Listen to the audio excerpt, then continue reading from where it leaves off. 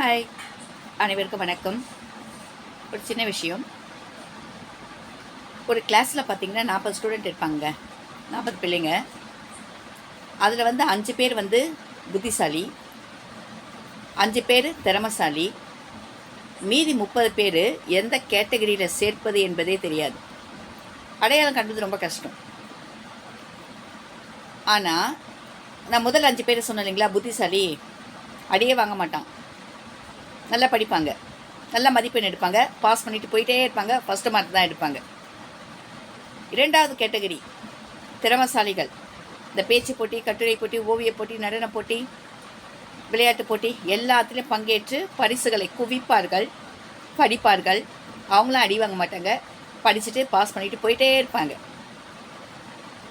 இந்த மூன்றாவது இதில் 5 அதில் 5 10 முடிஞ்சிச்சுங்களா. மீதி 30 மாணவர்கள் இருப்பாங்க, மாணவிகள் 30.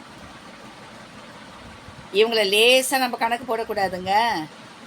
இவங்க தான்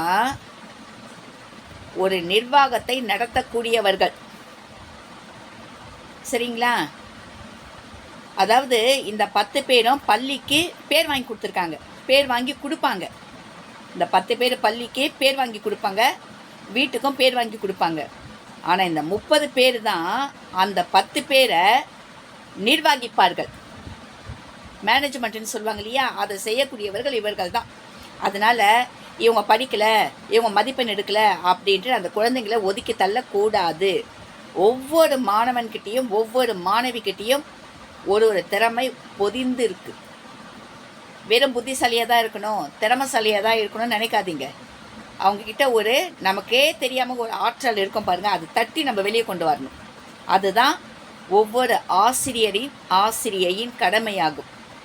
சும்மா நல்லா படிக்கிற பசங்களை மட்டும் பாராட்டி ப்ரைஸ் கொடுக்கறது, புத்திசாலி பசங்களை மட்டும் என்கரேஜ் பண்ணுறது மட்டும் இல்லாமல் இந்த மாதிரி பிள்ளைகளையும் ஊக்குவித்து அவங்க திறமைகளை கொண்டு வந்து, சரிங்களா, அதை நம்ம வெளியே கொண்டு வந்து பாராட்டும்படி அவங்கள என்ன செய்யணும், நம்ம வழி நடத்தணும்.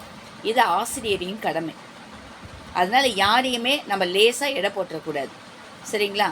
இவங்க பள்ளியை நிர்வகிக்கும் திறமையும் பெற்றவர்கள், ஒரு பிஸ்னஸையும் ரன் பண்ணக்கூடிய அளவிற்கு ஆற்றலும் நிறைந்தவர்கள் இவர்கள், சரியா? அதனால் எல்லா மாணவர்கள்கிட்டையும் ஒரு திறமை பொதிஞ்சிருக்கும். ஸோ எல்லா மாணவர்களையும் பாராட்டுவோம், மகிழ்விப்போம்.